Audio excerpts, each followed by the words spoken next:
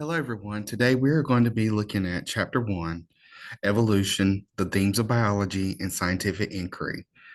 So for this chapter, we are going to be basically going over the major themes of biology. So it's like this is a summary chapter for the entire book and course. What I want you guys to realize is that there's a lot of information that's going to be presented in this chapter. But I don't want you to focus on the small details. I want you to focus on the big picture, which is the themes of biology.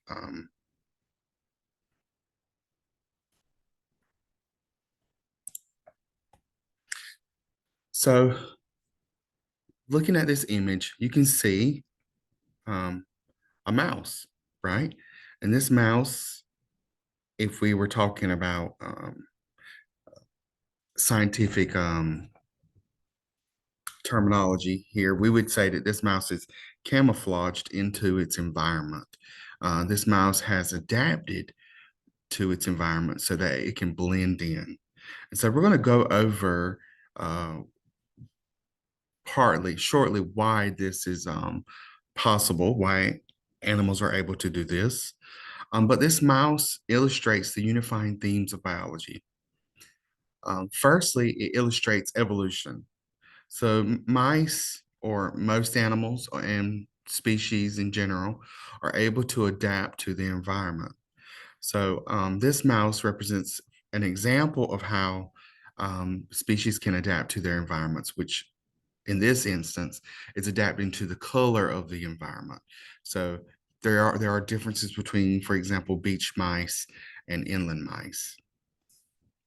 Another theme of biology is organization, in that the mouse is an organism and it is composed of organs that are made from different tissues, which are made from cells, which are made from molecules.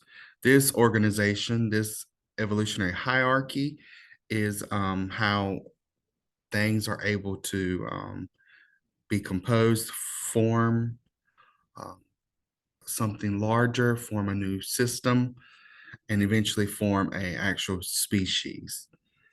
And so the ability to be organized is carried, the directions for that is carried in your DNA. So one of the unifying themes of biology is that information is able to be passed along from one generation to the next, and it's able to be read and reviewed and understood by cells and molecular systems.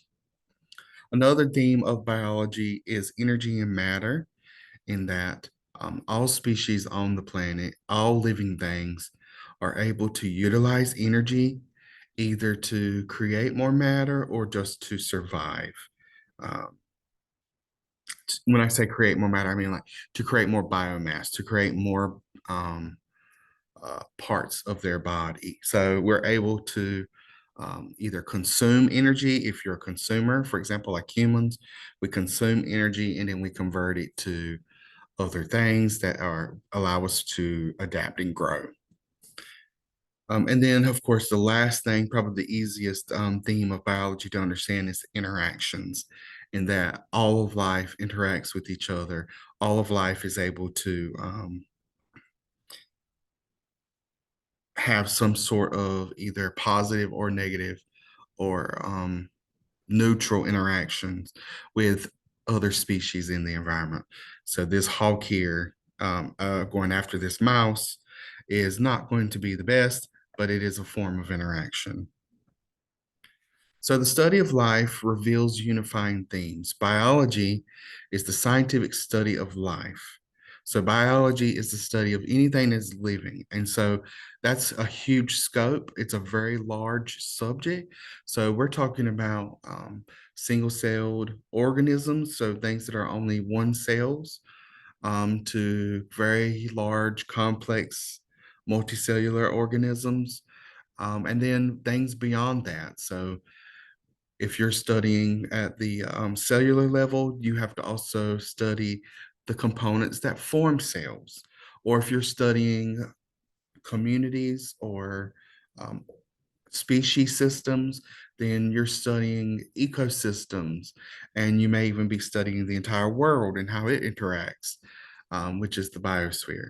So biology is an enormous um, scope of a subject, and uh, that's what makes it very fascinating, which also makes this course, when you're talking about biology in general, biology as a general biology, as in Bio 111 and Bio 112, trying to fit everything that fits into the scope of biology is hard to fit into just one semester. So there are 5 unifying themes in biology: organization, information, energy and matter, interactions, and evolution. So let's go through those 5 unifying themes of biology. But the first thing I think we should do is talk about what is the what is life? What does it mean to be alive? What are the characteristics of life? So on this slide here, this is going over several of the things that are characteristics or the properties of life. First is that life, there is usually some order to life. Now, we may think that in our chaotic world, that everything is chaotic, there that everything is run by chaos. And if we're talking about um, some of the physical laws of the universe, there is the laws of chaos. However, for life, it's about trying to put some order to that chaos. For example, here, this sunflower um, has order. There is a pattern in the way that it is going to grow here, and it specifically showing you the rays here of the spirals of the flower head, and that they have a specific order. It actually follows the Fibonacci sequence, which is a mathematical law, and so there is order here in their growth patterns. And that's just one of an endless amount of examples. Um, Life is also able to adapt to its environment. So, life, one of the characteristics of life is adaptation, which is the result of usually evolution. So, this example here is the seahorse, which has evolved to camouflage into its environment. And that's the one noticeable characteristics that we can see here in the seahorse. However, there's many evolutionary characteristics that is on display here, and we'll go into detail when we get to evolution. Regulation. So this species of, I think it's some sort of hare, but it has a very, very large ears. And the reason for that is not just so it can hear very well, but it's so that it can help with its temperature regulation. So the blood vessels that are traveling through its ear are then able to cool down. So it has multiple characteristics and traits that are used by this evolutionary adaptation, but it's able to regulate. So living species are able to regulate um, their growth, their bodies, all kinds of different things. They're also able to reproduce. So reproduction is very important for species replication and survival. So there are different ways of undergoing reproduction. That includes sexual reproduction and asexual reproduction. Um, and some species are able to do both or one of the other. So being able to survive and pass along your traits and your information to your offspring is one of the key characteristics of life. Life is also able to respond to the environment. So these are some Venus flytraps. And so whenever a little critter, a little bug will come across its hairs, in its trap, it will trigger and they will close shut. So it's a response to the environment. And they do that to digest whatever it is that they catch in their leaf traps. Life is able to respond to the environment, just like we respond to the environment. Like if we get cold, we will put on a jacket. If we get too hot, a lot, well, now we can run into a room with air conditioning.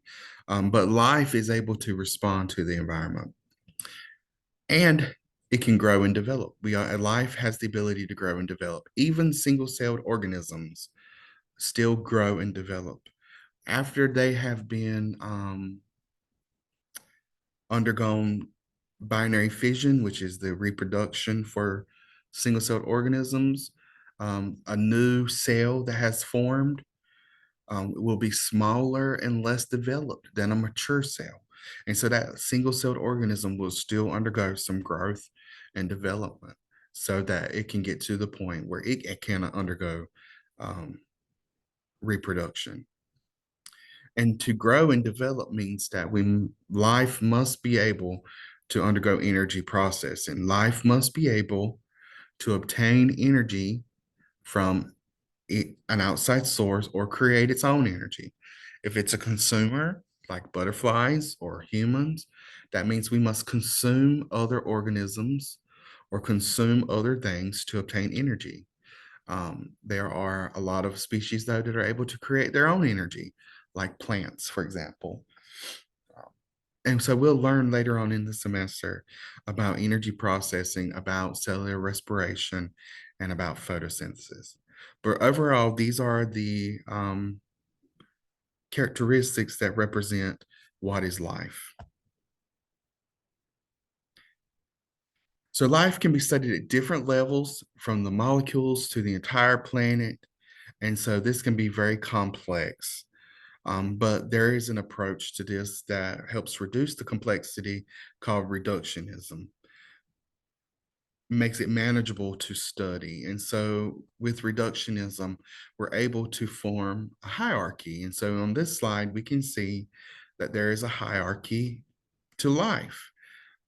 If we start at the bottom of the list, molecules form organelles, and organelles can be found in cells, and cells form tissues, tissues form organs, organs form organisms.